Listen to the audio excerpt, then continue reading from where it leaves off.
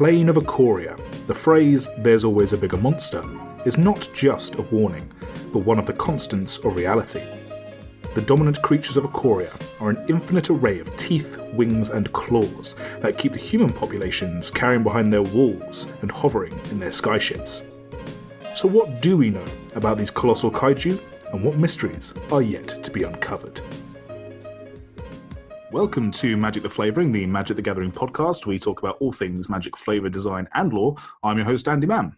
Hello, this is Nathan Campbell. And today we are going to be talking about the Monsters of Ikoria. So we've run through the new mechanics for the set, we've run through the Commander 2020, and obviously, as we always do on the show here, we obviously propagate the idea that the flavour is always intrinsically tied to those things. But today we are literally going heavy into the lore, and we're going to be doing this across two episodes. We're going to be first doing the Monsters of Ikoria, and then next week we're going to be looking at the human civilizations that you can also find on Ikoria. Obviously, their relationship is kind of tied together, wouldn't you say? Yes, absolutely. Yeah. I mean, the environment is it's not symbiotic; it's opposite. That's basically predator and prey. Yeah, they work in there. They basically try and they both want to live in the same space. Yeah, exactly. So we will obviously be touching a little bit on the humans today, but mostly we're keeping it to next week. We're also going to be keeping our information on bonders mostly to next week as well. I mean, that is a symbiotic relationship between the monsters and the humans, but I kind of feel like we could probably expand that a little bit more next week. Also, today, as we've entered the plane, these two things, the humans and the monsters, they are not really. They're kept very separate. Yeah, exactly. And then there's this kind of world event of the bonders kind of emerging and the relationship between humans and monsters kind of changing is what we see, especially in the book Sundered Bond by Django Wexler. As we mentioned previously, these lore episodes are going to be drawing upon stuff from the Sundered Bond, the ebook, which came along with the set. So if you've not read the ebook yet and you don't want to have any spoilers whatsoever, I suggest stopping this episode and then going and reading the book. You can find it wherever you find ebooks and things like that, and then coming back to us. We're not going to give away too many huge plot points, especially when relating to specific characters, but world events and kind of characterizations of a lot of people and sort of civilizations in the books will be sort of explored through here. We'll obviously be drawing heavily on things like the Planeswalker's Guide to Ikoria, which you can find on the WotC Mothership. Everything online as well, like concept art and things from the Gamepedia, the wiki, which comes along with Magic the Gathering as well. All these different little sources which we've been trickling out is going to inform these lore episodes, because they still seem to be continuing, Nathan, with the lore on Magic the Gathering, having lots of these different little avenues as opposed to just the cards and just the story articles online. They seem to be having all these little different ways of trickling out the story. Yeah, because we had we still had little flavor slides. We still have multi-platform. They still want the story to get out to people, whether it's based on just the cards or people who do actually want to go and buy a book and read a 160-page book, which exactly. Not everyone wants to do. Not everyone wants to, exactly, and that's understandable as well. What that does lead to, however, it has to be said, is there is, as there always seems to be nowadays, and this is a discussion for a different time, but it's just worth noting, there is some discrepancies and some disconnect between what's going on, say, in the ebook to what they say on the lore slides, or what's being shown depicted on the card and the flavor text to what's being shown in, say, the Planeswalker's Guide. So all of these different avenues of getting the lore out sometimes conflict with one another. So what we're going to be doing is we're going to be giving out the lore as we understand it, and I've created this outline for this episode to sort of have it make the most sense for just like a broad understanding of the plane of Ikoria, because it's a brand new plane and we've not been here before. Mm-hmm. There's no precedent set for this type of plane. It's also a very new style of plane. The only other one I could kind of compare this to is maybe Tarkir after the timelines changed, so the dragons are dominant. I think it's got a similar feel to that. I see what you mean. Yeah. And it also worked weirdly enough with the wedges as well. Yeah, exactly. So a lot of the stuff that kind of comes out of this set, and especially more when we talk about the humans next week, you could sort of think, okay, this is a new plane, but we're slightly recognizable with the dynamic between Ikoria and Tarkir. But for the most part, Ikoria is a completely new plane. So I'm just going to jump into, first we're going to talk about the geography of the plane. I'm not going to hang around too much on this because there's a lot of information to get through, and this basically sets up a context for the rest of the plane, and then we're going to go and talk on to the monsters specifically. Just a word, I've been using the word monsters to describe the creatures of Ikoria, which is kind of an interesting thing that they've decided to use the word monsters, because monsters is what the humans of Ikoria call the creatures, the kaiju that are roaming around the place. So when I first started playing Magic, Nathan, when you were teaching me in your kitchen during uni, whenever I said, I attack with this monster, or, are the monsters like vampires, goblins, you always used to shout at me for calling them monsters, because in the game, they're creatures, and it's a very specific word, right? Yeah, this is one step towards Yu-Gi-Oh, isn't it? Yeah, a little bit, yeah. I just realised that they use monster cards in Yu-Gi-Oh. Yeah, I guess the whole point is they want to create this immediately. They want to create this idea that there is like an animosity between the two tribes, between the humans and the monsters, and they're not. The thing about monsters, obviously, they're not breeds of monsters. Like each individual single one is almost like its own little entity. So Sure. to call them like creatures, I guess doesn't necessarily do them justice. But I think the whole point is that this, yeah, as you were saying, this is one of the first times we've seen a set where the humans are really like up against it. They're fighting for survival. It's not a comfortable distance. It's almost like Innistrad, of where you can almost feel like that, yeah, and with Tarkia, where the humans are on the brink of their extinction. It could be, say, if this continues, what's happening with the monsters on the plane, which we'll talk about in a sec. If this continues, this development, this mutation, this gain in intellect and all that nonsense, then yeah, the humans might not last very long.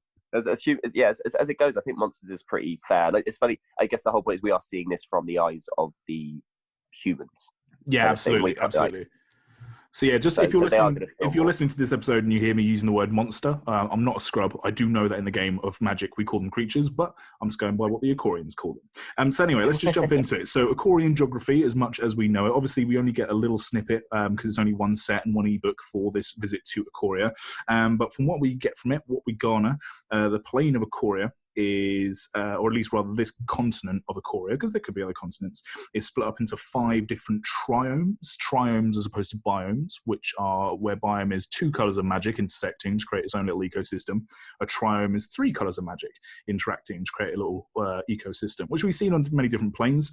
These ones follow the Tarkir wedges, but they call them different. Obviously, they don't call them Mardu, Team, or whatever on this plane. They call them different things because this is a different plane. So each of these triomes has a slightly different kind of typography. It also has a dominant clade of monsters. Clades is what they call them. You said that they don't have different breeds, which is true because all the monsters are unique, but they do have dominant features, and the humans of Ikoria have seemed to have categorized 5 dominant sort of traits amongst these monsters, and each of these triomes has a dominant trait, if you like. So I'm just going to bin them straight through them very quickly. So the first one is Savai, which is the Mardu colors, black, white, red. The dominant clade is cats. Snapdax is the apex monster on this triome. So each of the triomes has an apex, sort of like an alpha monster, which seems to embody all of the different colors of mana and embody the sort of ultra version of what these clades are. So Snapdax is the apex predator on this plane.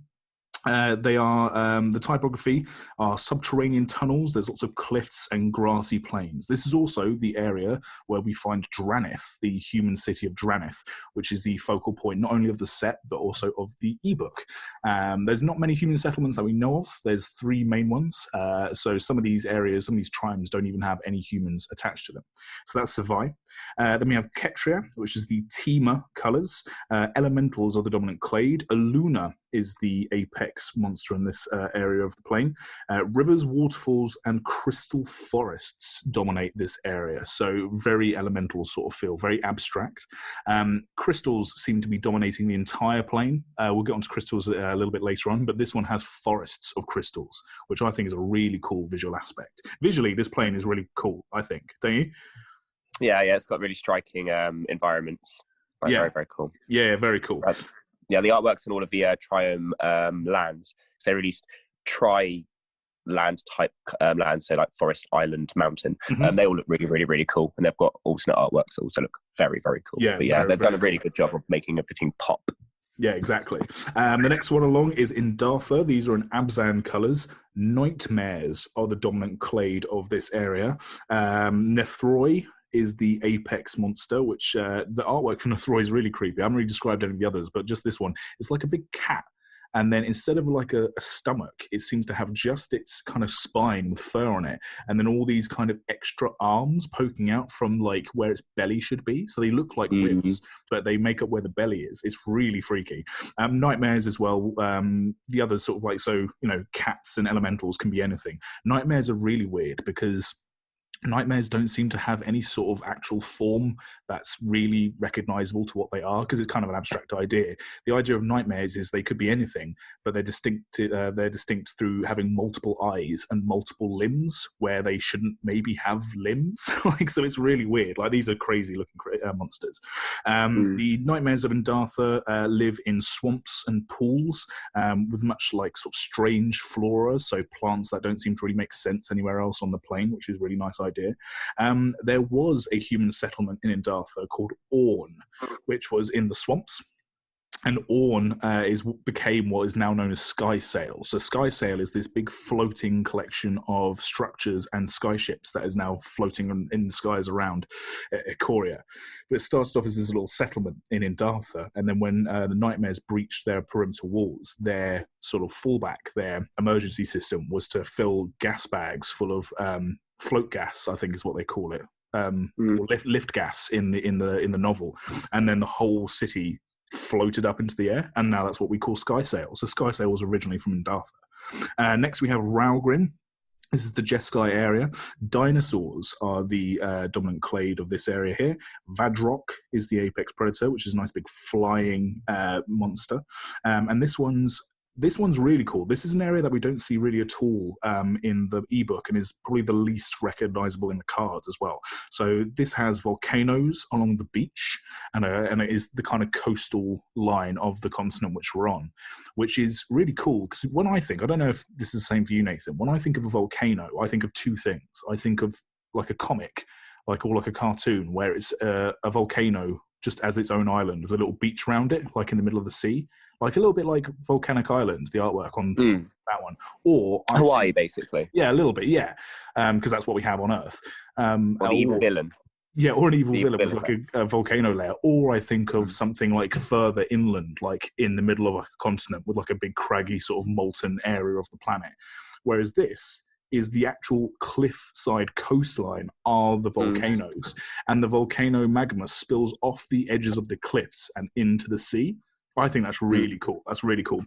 There's a as an Izzet player, I like the combination of fire and water and lands. Yeah, it's really cool. So there's one artwork on one of the islands, which is by Nick Southam, which is a little snippet of this area of Raugrin, where there's the magma has kind of been siphoned off into the sea in perfect lines, and they formed like these super straight volcanic rock jetties with crystals growing out of them, and that is they look like groins. Yeah, they're really cool. Like, I mean, the art, as we just said, the artwork in this set is brilliant, but like that particular island showing this little area of the continent is really cool. The human settlement in Raugrin is a city called Lava Brink. So Lava Brink is situated in the sort of alcove of a cliff. So it's like Jaws almost. Yeah, so like the cliff overhangs the city, and the magma pours off over the front of the cliff in front of the city, and then into a lot of canals that they've made for the lava to be siphoned off. And Lava Brink is this kind of industrial. They make the best weapons. They make the best sort of equipment, because it's like the hardy place to sort of live. We don't really see a lot of Lava Brink in the cards or in the ebook. A little bit in the cards. But yeah, if we were to come back to Ikoria, Lava Brink is where I want to spend most of my time, I think. And then the last little triome is Zagoth, which is the Sultai area. So beasts are the main clade in Zagoth. Brokos is the apex sort of monster. He's said to be the oldest living thing on Ikoria. And this is dominated by rainforests and lily pools, so very tropical, lots of flora sort of growth. What I've noticed about the depiction about a lot of these triomes in Ikoria is that although they do seem to have their own geographical features, it's not like other planes on in Magic, or even something like, like Star Wars, where you have the ice planet and the forest planet. Yeah, this sort of thing before. Like a lot of the typography and a lot of the flora on Ikoria does seem to be shared by lots of different triomes. They're just kind of treated in different ways depending on what monsters live there, which I think is really cool, because it makes the whole planet feel a lot more sort of together, if that makes sense. Yeah, well, it's as you said, it depends on the monsters that live there that kind of define each triome rather than the geography as much. Yeah. Don't get me wrong, they do have distinctive qualities, but it is much more like this style of forest and this style of forest, and because there isn't much difference, say, between Ketria and Sargoth, really. As you say, if you look, you could argue that it's all foresty land, and I think it's good. You don't want every plane to be these 5 very distinct art styles for each color, because then you go through so many art styles and everything as well. If you try to do a different nation for each color for every single set, you'd run out of nations like in 2 years' time. Absolutely. So. And actually this whole set seems to be following that sort of trend of not being so stark in what they're trying to do, because you can see that in the colors that they use for each of these areas. So the reason mechanically that they've had the dominant clade of each creature type being part of these different triomes is that they can do some sort of separating of creatures into different colors for flavor and mechanic reasons, but they don't hold them directly to those colors. I was looking up on the distribution of different creature types across colors for this set, and I think the only ones that stay within their 3 color combinations are the cats and I think the dinosaurs. I could be wrong on that, but the other 3 dominant clades on this plane, they have their. I don't know if you've got any. I don't know if you have any green dinosaurs in the plane proper. I know you do. You do technically have the green dinosaur from the Commander product. Yeah, so exactly. So they can dip into other colors, because the whole point of this set is that things evolve and things change. So there's that with the colors, but also obviously with their creature typings, where there are a lot of elemental cats and there are a lot of cat nightmares, but there are also beast cats, dinosaur cats, and so even between these dominant 5 creature types, they all mix and merge together along with everything else. So I think they really, for this set, I think we mentioned it in the last couple of episodes, they literally just went, well, fuck it, let's just see what we can do. Like, they didn't try and contain themselves to sort of any kind of mechanical thing. They didn't try and do lots of cycles or whatever else. They had fun with what they were doing, which I think is really shown through how they've done this plane and sort of the style of this plane.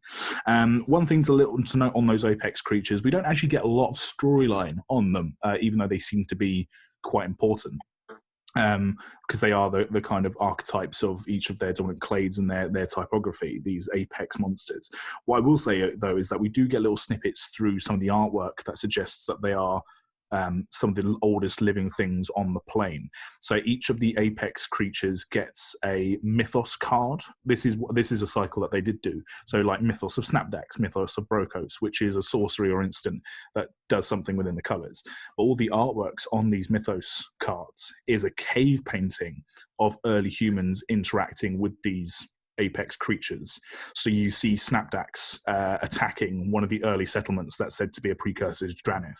You see Nethroi eating a human and having another human try and fight him off.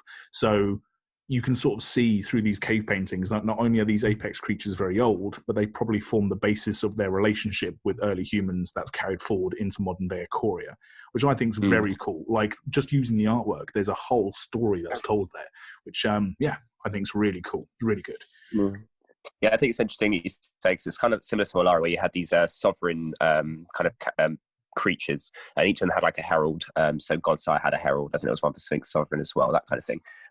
The fact that we don't see them in the story, I like that, because the set shows you the grand lore. It's almost like a Pokemon set where you know what the legendary creatures are, but in the game, obviously, you're going to find them because that's how the game works. In Magic, realistically, because we're only getting a little like snapshot of the plane, especially in the storyline and in the book especially, you're going to see it in the set because they're going to show you the most interesting thing. If there are gods on the plane, like in Theros, they're going to show you the gods, let alone that your average Joe might not have ever met one.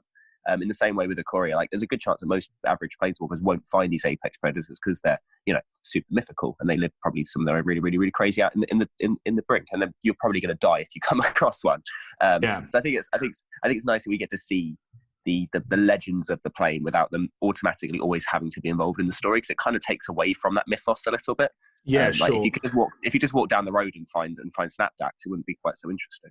Yeah, I mean, so when the Eldraine book came out, the World of Quest, one of the big things that at least was a bug that I had to bear when we were kind of reviewing the storyline of it, is that I was really upset that they didn't seem to have a lot of the legendary creatures from the set in the book, and especially when there was like a direct allegory between them. That is also true of Sundered Bond. So they don't have any of the mythical creatures. They don't have any creatures by name, certainly. And it's not just the Apex cycle. There's also lots of individual creatures, like all the companions are legendary creatures that have their own name. And there are lots of other creatures that have their own name that don't show up in the storyline at all. And by rights, I should be upset about that, because it's like, well, why couldn't you have Snapdax, or why couldn't you have Brokos sharpen the story? Surely that would be like, you could make the whole story about that. You could have the whole story be Snapdax is attacking Dranith, and that's what the story is. But actually, I think I heard someone say I can't remember who it was. It was someone online. It was someone on Twitter. It was a WotC staff member. I can't remember which one. But they were saying that if you were to try and fit all of the legendary creatures into these stories, you would end up essentially with the problem which War of the Spark had, where they tried to crowbar all of the legendary creatures into the story, and it just felt like a mess of names, and none of them got any spotlight, none of them got any time, and it didn't add. None of them were done justice. None of them were done justice, and it didn't add to the story. So maybe I'm walking back slightly on my bugbear, only slightly. For this set, at least, it didn't feel like it was an injustice not to see these creatures, because we still get them on the card. Yeah, one point to that, I guess, is that a lot of the legends from Eldraine were just regular human people that you wouldn't necessarily, like, you could just go to a local court and meet them. I can go and meet Sir Conrad. I know where he is. Yeah. You know, I know which court he's in. I know what he does. I know what his job is, blah, blah, blah, blah. Whereas with these, I think, not only is it, I find that even with, especially with the companions, because of the way that the biology of monsters work, and they are a bit more individualistic, most of them are kind of legendary anyway. And I guess the only reason they'd have names is because they've been given lore by the people that are around them. And the only reason they'd have that lore is if they're super dangerous and you're supposed to stay away from them. No, I 100% agree. I think that makes a lot of sense. And actually, that makes a lot of sense for Eldraine as well. That is maybe where my dissatisfaction was coming from, is the fact that they already had a Blue Knight in the story. Why couldn't have Blue Knight have been the one we had in the cards? Whereas in this, whereas it didn't make sense for the cat that Luca bonded with to have been Snapdax. No, exactly. Cool. All right, there we go. We've justified it.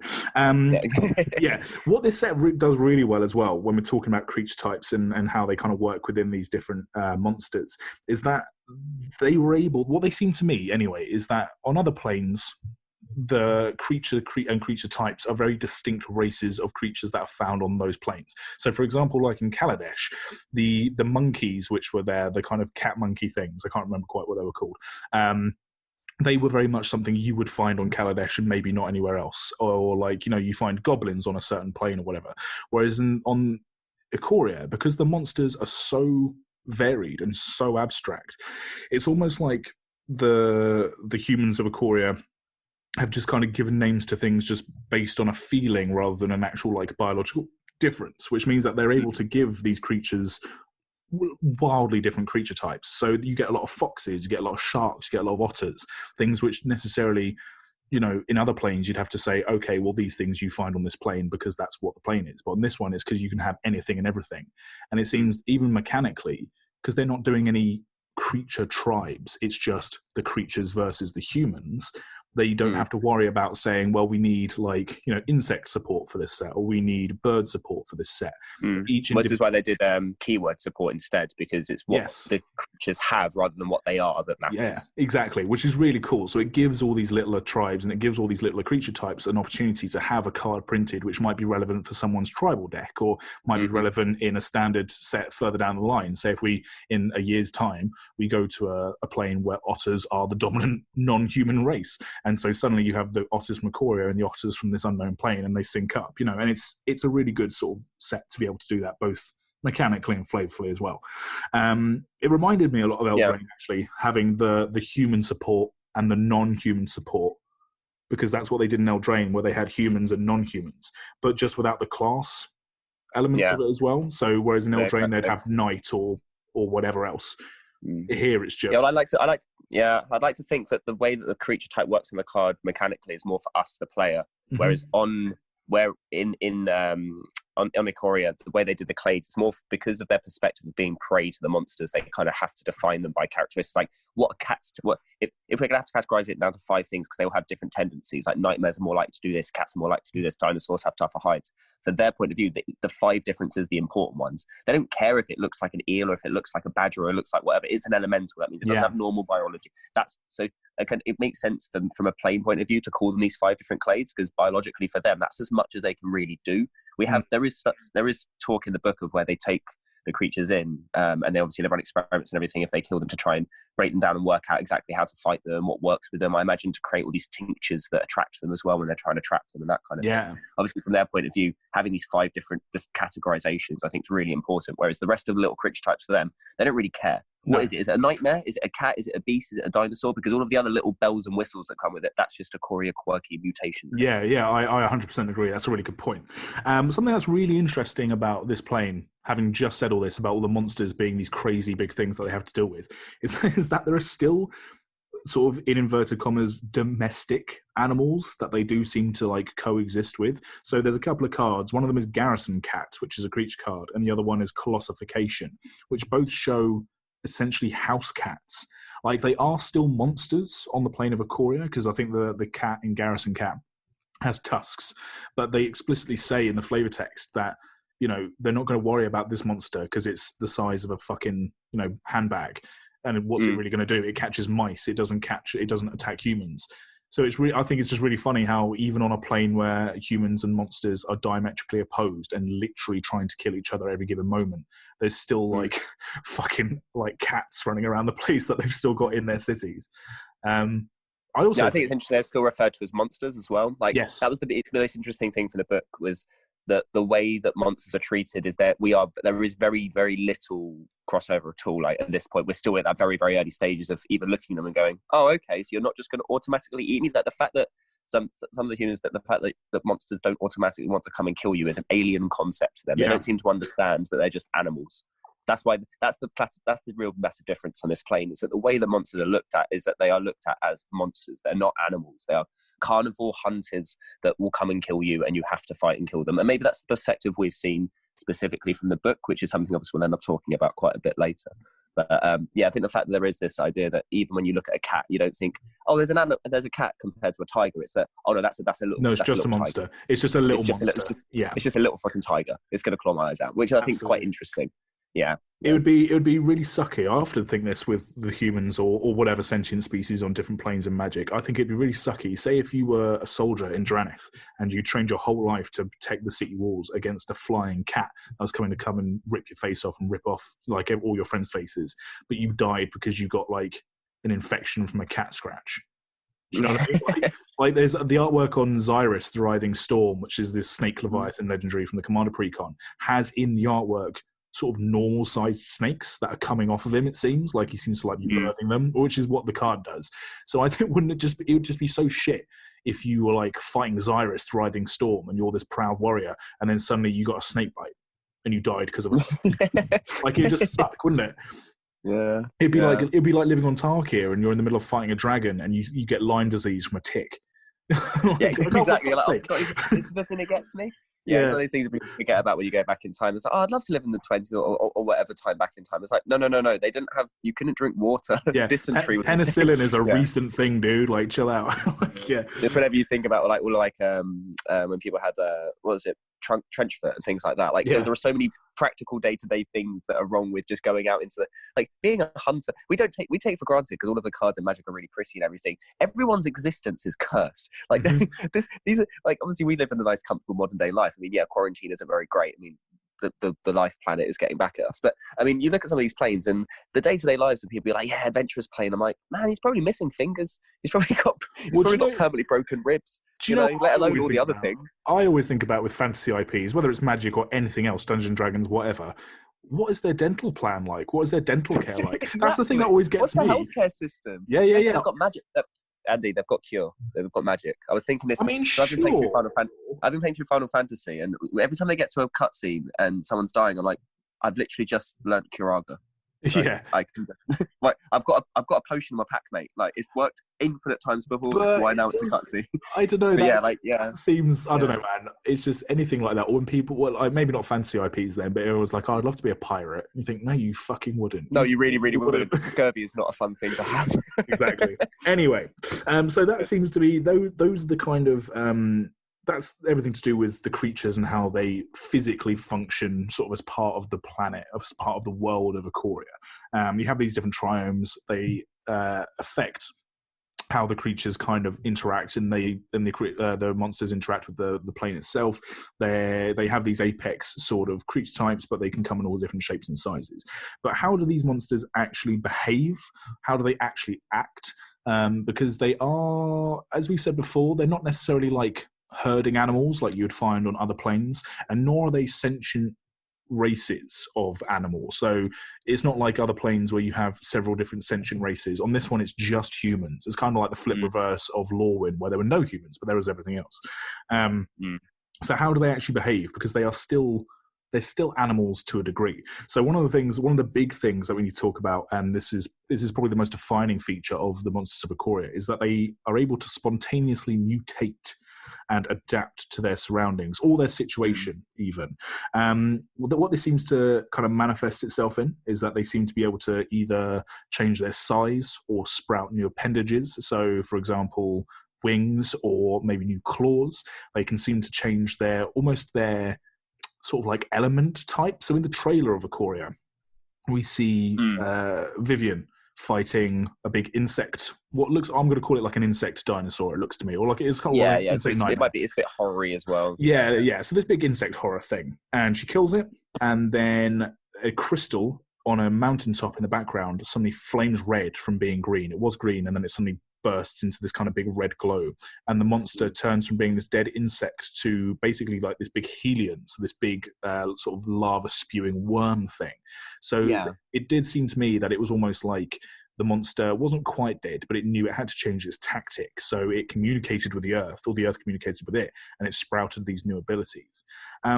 This is kind of an odd one, because this is what the whole crux of the set kind of relies on. You know, the mutate mechanic and the keyword mechanics are the things that are trying to be expressing this adaptiveness, this mutation aspect to the creatures. And we see it in the trailer, it's all over the key artwork. But on the cards, outside of those mechanics, and in the book, we actually see very little to do with this mutation effect. In the book, they don't seem to show it at all. I can't quite remember if they mention it. I think they must do.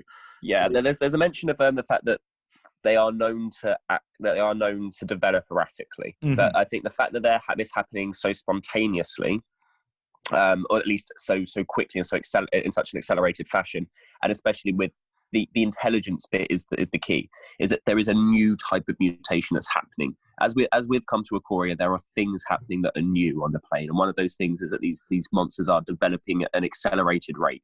They're developing in ways that are unprecedented. It's not typical developments, and as I said, that there is a degree of sentience coming towards these creatures now. They're able to communicate more easily. Sure. And in the book, it does specifically say that all of these things are tied to. It says ozolith in the book because that's the closest one to them. I imagine there are other bigger crystals around in the corridor. Exactly. So I think it's probably plane wide. Sure. What we don't know is we don't know. From the book, there's basically an interference, an extra planar interference. We don't know if that is isolated specifically to the area we see. We don't know if it's happening around the entire plane already anyway, and he's just accelerating that a little bit more. We also don't know that if now he's gone, it's stopped. Yeah, sure. So the mutation, or even if he is gone, The mutation for the monsters is definitely linked to these kind of crystal structures that are found across the plane. You see them in most of the artworks, especially on all the basic lands, and you see it in a lot of the sort of flora and fauna behind sort of like the main sort of characters in artworks. The crystals across the plane are used by the humans as warning signals for monsters. So you see it all over their military uniforms for like Kings of Janith. They also have them in the buildings of their cities as well. So the monsters definitely have some kind of connection to these crystals because the crystals react when the monsters are near. They also seem to cause the mutations, or at least facilitate them. Quite deliberately, in almost all of the lore sources, there's an uncertainty as to what this relationship is. There's nothing that says, oh, the monsters control the crystals, or the crystals control the monsters, or whatever. It's all a mystery. So even the humans of Ikoria aren't quite sure what's going on. In the trailer, there seemed to be definitely a connection between this and the mutation.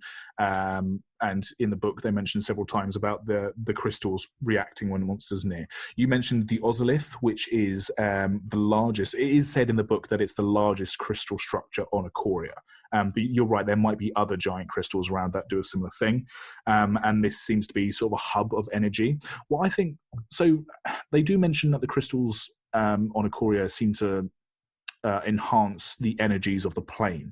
Do you think then that's because I think it's kind of established, it's canon that each plane in the multiverse has the ley lines of mana that run across? Yeah, that's the magic word. I was waiting for you to say. Yeah, I think this is the whole point. I think the whole point is that the ley lines directly fuel the monster's growth. Yeah. And then I think the whole point, we'll come onto this next episode, is that the Bonders are being, because they're now more open-minded, are able to tap into that, and that's what creates the connection. So there's a few times in the book where the monsters communicate to each other across vast distances through the crystals, and the closer they are to bigger crystals, the further their communication can reach to other monsters. Sure. So I think it's reasonable to assume then that these crystals are directly are like natural ways that are enhancing, almost like antennas for the ley lines of mana on the plane that have been spreading it out. Whereas, say, if the crystals weren't there, the monsters might still be able to mutate, because that's just what they're naturally able to do, but they probably wouldn't do it quite so spontaneously. So it's interesting. I hope we find out more. I hope when we come back to the plane of Ikoria, there's maybe some development in the human understanding of the crystals, because Bonders are now more of a thing. But for now, it's still kind of a mystery. So there we go. So they're able to mutate. Yeah. They were able to change their kind of physical being and even sort of change almost their creature type for a lot of it.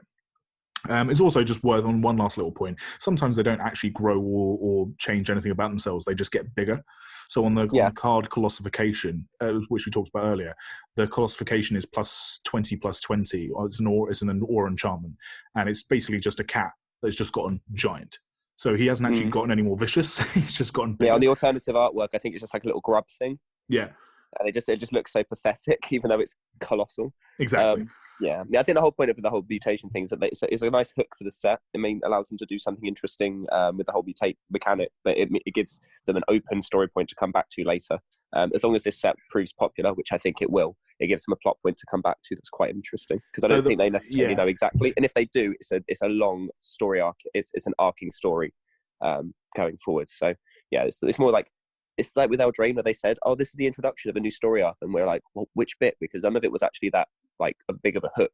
Whereas this is way more of a hook. This is way more of a, well, what's going on? Can we find out more, please? Yeah, at time of recording, they've just released the set on Magic Arena, and early reports are that it's pretty cool. Like, it's pretty fun to play. So I think it out on Magic Arena? Holy shit! I'm pretty sure.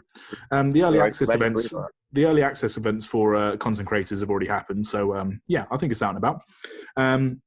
Cool. So another thing just to quickly mention, and we mentioned it earlier on, is that every monster is not tied down to necessarily one specific creature type, and they are all technically unique. So whilst they are put into these different categories by the humans, as we said earlier, they're actually all pretty much individual, which again probably leads, as we've discussed, onto why a lot of the legendary creatures have their own names, but maybe they're just, every creature could probably have its own name if they really studied it. Nightmares do seem to be the most prominent creature type in the book, simply because they're the most antagonistic. So nightmares seem to get quite a lot of sort of airtime, but again, the nightmares are all very, very different. None of them look the same. It's also worth noting that elementals seem to be another quite abstract creature type. So, for example, we get a lot of elemental foxes, which seem to be like fire foxes, because that seems kind of natural for like fantasy IPs, is that a fox, if they were to have an element, would be fire. But then you also have it complete on the other scale, where you have in the book, there's a giant octopus that's described to be made completely up of boulders and rocks. So it's, even though they're both elementals, neither of them are at all comparable outside of just that very flimsy human classification. So it's, they're all completely different. There's a great line in the book with that rock octopus where it pops the head of its victims like grapes. Yeah. One thing to say about the Son of Bond is that Django Wexler really doesn't pull any punches with some of the gruesome... No, it is real. Yeah, it's real gruesome. It's got some. It's got some puzzles. I'm like, all right, bit strong, but okay, carry on. For Magic the Gathering, it's pretty full on. Yeah, it's weighted. I'd say I'm not going to say mature, or whatever, because it starts sounding then weirdly like some Twilight fan fiction nonsense. But it's not like, it's not for kids. It's not. I'm not going to say it's not for kids, but it's in like, it's got some. It doesn't play young. It does quite well at presenting everything in an appropriate fashion. It's a pretty monstrous plane. Like, it's a pretty gruesome place to live. Yeah. And if you didn't have all these things going on, then you'd kind of be like, well, what makes them so monstrous? But yeah, like a lot. I mean, again, we say spoilers and everything. Like, a lot of humans die. Yeah. In a lot of gruesome ways. So it's quite good for that. So it's to feel realistic. Like, there should be a feeling of threat. You shouldn't see a rock octopus and go, "Oh, cute rock octopus." You'd be like, "Crap, that's a living avalanche." Run! I know, I'm okay. Yeah, exactly.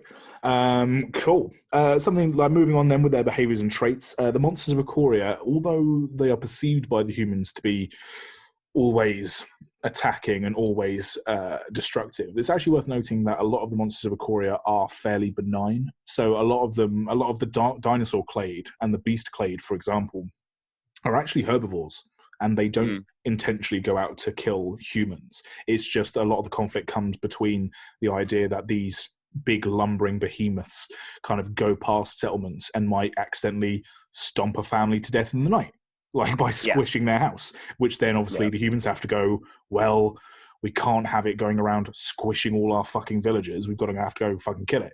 So a lot of these monsters, whilst they might not be outwardly antagonistic, and might be herbivores, they still are a threat. But they're not always out to get people. Like, again, the nightmares of Ikoria, the nightmare clade, seems to be the most cunning and the most outwardly vicious. And the cats as well also seem to be quite antagonistic. But yeah, for the most part, like, it is almost how like the dinosaurs on Earth, on our planet, used to behave. Like, some of them were outwardly aggressive, some of them were predators, some of them were prey, some of them were just giant and would like take up space. You know, it's that same sort of feel on Ikoria. Yeah, like typically none of the monsters feel malicious apart from the nightmares. Like, it even says in the book specifically that the cat that Luca bonds with was urged by a voice from the Ozolith to attack when it was against their nature to do so. It even says, it has a little mention saying that it would like to stay away. One, it doesn't like the taste of humans. There's too much gristle, too much bone. There's not enough meat. What's the point? Yeah. But it says things like, it brings me out into the open where I don't want to be attacking things that I have no right attacking. So, especially now that these mutations are happening, we're getting intelligence in the creatures. Yes, they're all driven to be more aggressive through the Ozolith's manipulation, but this intelligence isn't necessarily making them more antagonistic. If anything, that extra little bit of intelligence gave Luca an insight to see that the monsters don't want to fight everyone. It's just that humans, you can't help being lower in the food chain and feeling oppressed. I guess is the thing. Whereas the monsters aren't. They've also got their own hierarchy and food chain. But at the same time, then nature doesn't go around killing things because it wants to kill things. It goes around killing things because it has to kill things. Yeah. It's only humans that have the sentence to be able to go, well, actually, I don't want to die by natural, not natural selection, by the natural law of the world. I'm going to define it by my own intelligence and kill everything else and make it my trophy. Yeah. I think there's very much a point of this in the set that the humans don't seem to quite get, that the monsters aren't outwardly trying to kill everyone, and like, if anything, feeding on humans isn't that smart for most of them, apart from probably nightmares, because nightmares are for some reason that little bit dickier. But I think also there's also maybe something to be said that nightmares feed on the brains, because it says at the beginning of the book that the nightmares are feeding on the brains, not the flesh, and the whole point is that it's the feelings that the nightmares want. That's what they feed off of, which is why they go after humans, because you get more fear, you get more terror and anguish and grief out of humans than you do out of other animals. In the Planeswalker's Guide to Ikoria on the Mothership, there is a line when talking about nightmares that it's a very sort of self-fulfilling prophecy, because a lot of they're called nightmares by the humans because that's the human word for something terrible that you don't understand. But it's actually that the early humans, their nightmares and their biggest fears were born from these particular monsters that they didn't know how to interact with, like they would know how to interact with dinosaurs, cats, beasts, and whatever the other one is. I can't quite remember.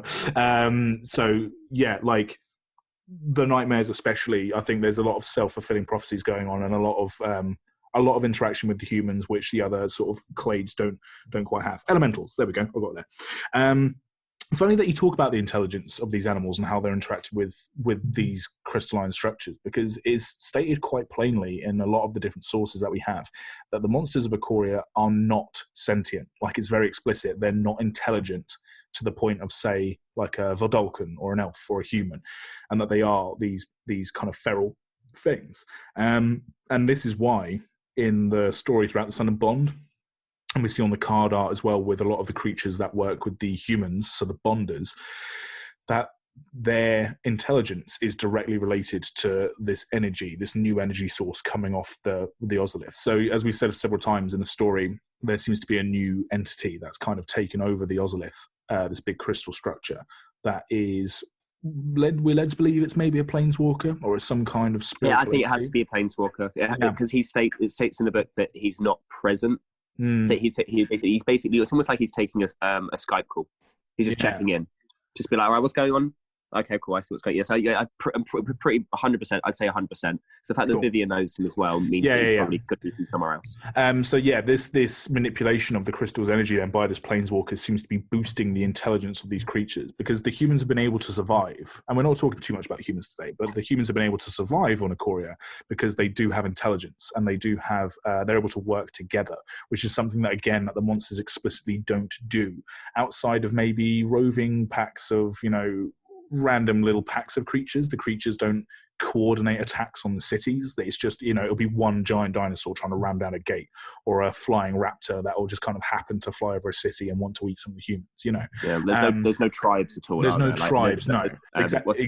Packs. Yeah, they don't go around in groups. They're individualistic. They might live in the same areas because that's just how animals evolve. But yeah, they're not like tied, as you say, to packs. So that's how the humans have been able to survive, is because they can lay down traps. They can send out hunting parties. They can sort of, study the creatures as much as they can, which is obviously very difficult, and they can lay down strategies against them. But the power of the Ozolith and the power of the crystals were manipulated by an outside force, we're led to believe, does boost the creature's intelligence. So the cat, which Luca bonds with in the story, and is on a lot of the card art as well, so that's not necessarily a spoiler, it's on his fucking Planeswalker card. That cat is said to be able to circumvent a lot of the traps and a lot of the strategies that would have worked day in, day out on any other monster on Ikoria. And it actually catches the human battalion that's sent out to go and confront it in the book off guard, because they're like, oh fuck, the cat seems to have seen the traps that we've laid out for it. It knows that we're hunting it, whereas other creatures and other monsters wouldn't have known that. So it's as I say, when we come back to Ikoria, which I really hope we do, I really hope we get a further delve into this idea that the monsters are evolving not just physically but also mentally. I'll be really interested to see where they take that idea.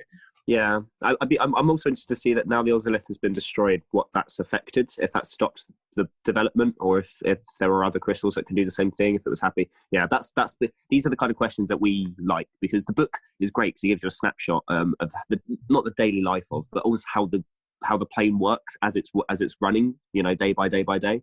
Whereas we don't necessarily get a big encyclopedic explanation of all of the ins and outs. We don't get a history of what happened 100 years ago, what's going to happen in 100 years' time. But this is an interesting thing because we don't know really what the mutation is caused by explicitly. And this is obviously what Vivian's here for. There's some specific thing that she says when she's commenting on the ecosystem and how it doesn't work. She's basically saying that there are too many predators, not enough prey, each hunter different from the rest. And this is why she's here to study it, because the ecosystem doesn't work from a normal natural perspective, biological perspective. It doesn't work, which is why I'll be interested to see what happens when we come back, because if you're disrupting a natural order of things, usually things go wrong. Well, it's interesting. You're right, because that is something that she does sort of comment on, and I suppose that's perfectly correct, because if every animal has the ability to mutate to become the predator or to stop being the prey, and then if everything, like in a kaiju film, which is exactly what this is, this whole flavor of this set is this, Godzilla, King Kong, giant monsters just trying to out beastify each other. I'm going to use the word beastify. It's not a fucking word, but I'm going to use it. Monsterify? Whatever. Trying to outdo each other and try and be the alpha. Then if everything's trying to do that, what are they actually eating? And it would be interesting actually to see in a future set, or see maybe in further material, further lore, how these monsters actually are birthed. Do they breed like normal animals? Yeah, exactly. This is the thing. How do you breed? I mean, can any cat get with any cat? Dinosaur. Also, interspecies. It's the question. Like last week, we made a thing about the shark bird. Obviously, both fish and birds lay eggs, but which does it lay now? And also, if you're mutating into a bird from a shark, you can't mate with either. How does this work? I want to know the biology. Well, there are creature cards in the set which are just one type. Not every creature card is some bizarre mashup. So maybe... Do you reckon there's dittos out there that you can breed with any type of species? Well, maybe there's just, say, in the oceans of Ikoria, which we don't touch on at all. Maybe in the oceans of Ikoria, there are schools of sharks that are just sharks, and then one day one of the sharks they don't judge what kind of shark you are. You can come to the shark party. Exactly. And then one of them sprouts wings and flies off to go get ridden by that's fine, you come in, mate. Oh, you're now a shark bird. Yeah, exactly. So maybe. Yes.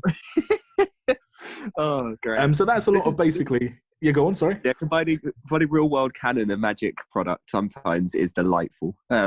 It's also impossible to track. Like, I just don't think it works. Yeah, exactly. Just something you're like, this doesn't make sense. I love this game so much. Yeah. So that's a lot of the stuff that we know about these monsters from all the different sources. As I say, we've not really touched on bonders and their relationship with monsters, because I think that'll fit more into the humans side of things. Yeah. But that's everything that we pretty much know. There is obviously a lot more going on in the book, and on the Planeswalker's Guide, there are actually breakdowns of each of the apex monsters and actually who they are and what they're about. We've not really touched on them individually, because that could be its own whole episode. So if you want to know more about those guys individually, go check them out. There's a couple of things I wanted to touch on about sort of more like speculation about how these monsters work and what their sort of relationship to the world is because we know on Ikoria, we know that there is magic, like hard fantasy magic, arcane arts. Yeah, that's what. Yeah, exactly. The humans refer to them as like an arcane art. Exactly. Yeah, they've not channeled it into like with Innistrad or Ravnica. It feels almost like science, and they haven't channeled it like that. It's very specifically, you've got industry and you've got magic as two very different kind of things. Yeah, and they do interact in terms of. Again, we'll touch on this next week, but in the Drannith military, you do have arcanists, which essentially act as the healers of the army. And when Vivian in the Sun and Bond uses her arc bow to create creatures out of the sky, the humans of Drannith don't necessarily freak out at the idea. They kind of go, oh, this is weird, but they're not like, oh my lord, what the fuck's just happened? Like, they understand that it's magic. So there is magic on this plane. So on a card like Nethroi, which is the apex of death, is that what it's called? Yeah, apex of death, yeah.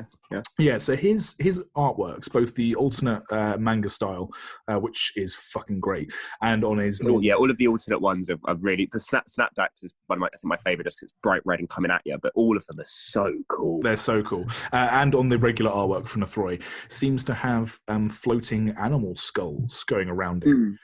So... And they are said in the Planeswalker's Guide that souls of dead animals do seem to find their way around Nethroi and some of the elementals that are similar. Sorry, some of the nightmares that are similar, because he's essentially the nightmare apex. So that leads us to believe that souls are definitely a thing on Ikoria, and some sort of afterlife is definitely a thing. Don't do this, Andy. Andy, don't do it.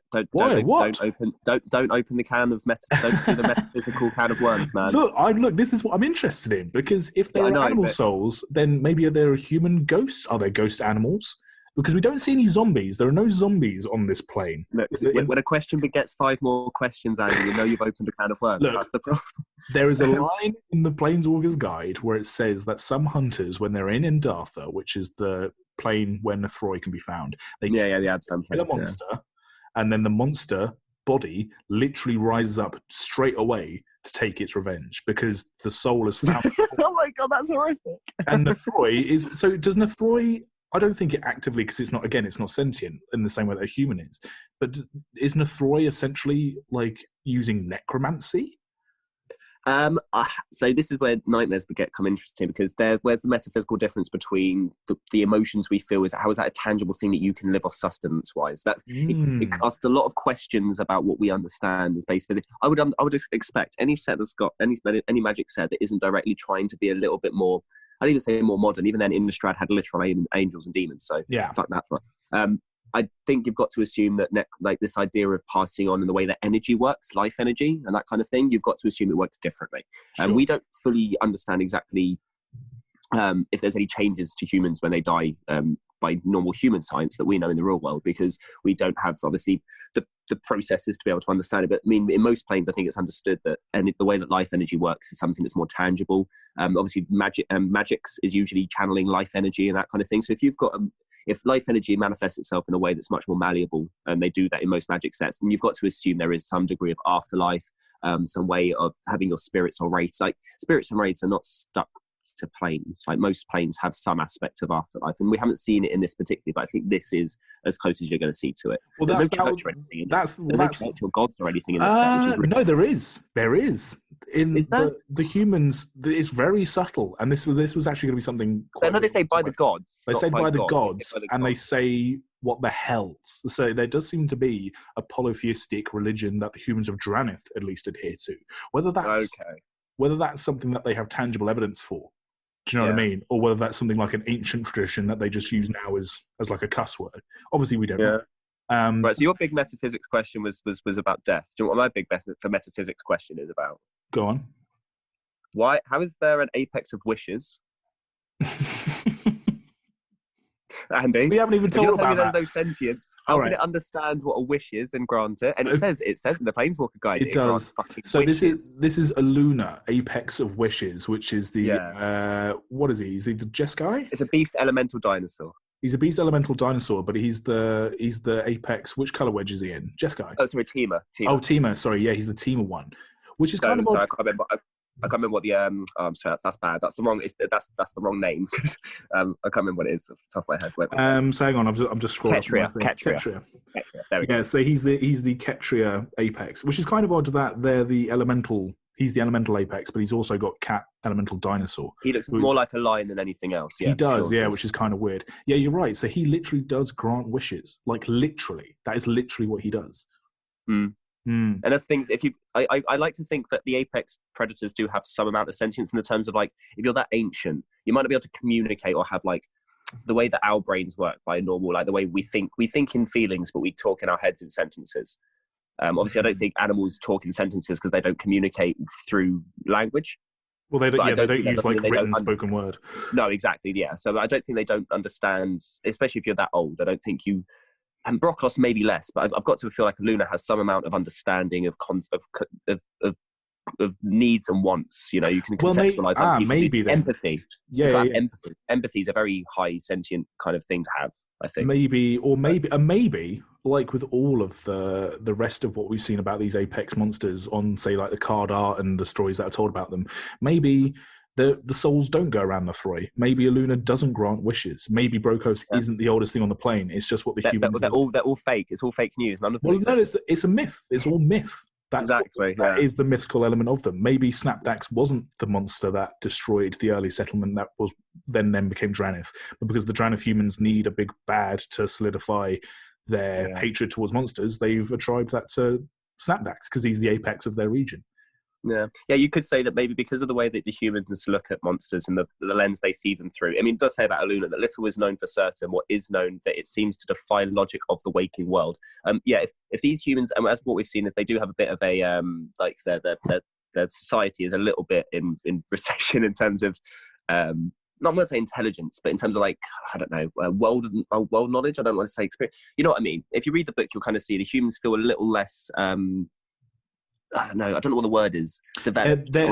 No, they're not. The humans of Dranith, at least, are stuck in their view of the world. They have a narrow-minded perception of the world around them. So anything else that challenges it, they either describe as fake news or they just don't accept that it's true. Like, even if, like, so the fake news aspect is they probably know that it's true, but they don't want to kind of pass it into their society, or they just simply don't acknowledge it. So it's hard to say then what things that we know about these apex predators are hearsay and legend, and what things are actually, like, as you say, there isn't an encyclopedia of the plane. We don't know anything for certain factually, for science. Everything's kind of done through hearsay and through mythology, which I think is really cool. Yeah. So it leaves a lot to come back to, which is a big cool. Cool. Well, that was a really cool discussion. Next week we will be talking about the humans of Ikoria. So we'll be looking at the city-states, we'll be looking at the bonders, and we'll be looking at the relationships and the kind of the perceptions of the human race. We've touched upon it quite a bit today because they are obviously linked to the monsters. But that little point at the end there kind of was the side note of like, how would they sat in their perception? Also, what's quite nice is we've had so many different civilizations in Magic now. We can kind of compare them side by side where they are in terms of development, in terms of how connected they are to the world. So obviously, Ravnica is really diverse and multicultural, but at the same time, it's a citywide plane-wide city. So you don't actually have any, like, I mean, Selesnya do it a little bit, but you don't have that, say, working with the wilds. Yeah, exactly. So you can kind of always compare, like, which planes got further in our Earth standard of development, social development, all that nonsense. So we'll be looking deep into that next week. I personally am really looking forward to the humans episode. I think I've mentioned it almost every episode since Ikoria got spoiled, that the humans are probably my favourite thing about this plane. Yeah, you've got a lot to say about them, haven't you? Well, I think I really resonate with their aesthetic, and I really resonate with how they're portrayed in both the novel and in the cards. I think it's very clever. And I think in a set which focuses on monsters, it's a real testament to the lore design team and the play design team that the humans come off as being just as interesting. But we'll save all that for next week. Guys, if you have any questions, any lore tidbits, any arguments you want to start with us, any shit you want to throw down, you can find us on our Twitter page at mtflavouring. Emails go to mtflavouring@gmail.com. You can find my plane of battle. Yeah, exactly. My personal Twitter is at Andy Manface. Nathan's, yours is at the Fox in the Moon. At the Fox in the Moon. And yeah, all I can say is, guys, I've personally really enjoyed this spoiler season with Ikoria. Like, I've really gotten into it. Theros was kind of cool. Eldraine was kind of cool, but I think a lot of people had the hangover of War of the Spark nonsense story-wise when Eldraine came out. Whereas this Ikoria previous season, especially during a time in the world where all we're doing is sat in our homes staring at a screen hoping for new cards, I've been really into it. It also shows that people want kaiju more than fairy tale. It took them 2 times of doing fairy tale, I think, for them to realise, let's just give them kaijus. Let's just do Godzilla, fuck it. Exactly. Although, not everyone's been happy with it, as ever. But there we are. So guys, I hope you've really enjoyed it too. We're still not quite done with our Ikoria episodes. We've got humans coming up next, and then I think we may in the future do a couple of episodes doing specific character breakdowns of some of the characters from the book, but we'll see where we go with that. Any final thoughts, Nathan? No, otherwise keep well. Don't go crazy. I know we're reaching a month in now and people are starting to lose their minds. Stay strong, keep calm, carry on. Absolutely. Okay. All right, guys, you're all amazing, beautiful people. Be strong. I've got to finish it off with something nice. Yeah. Cool. Yeah. All right, guys, as ever, thank you very much for listening. This has been Magic the Flavouring. We'll see you soon.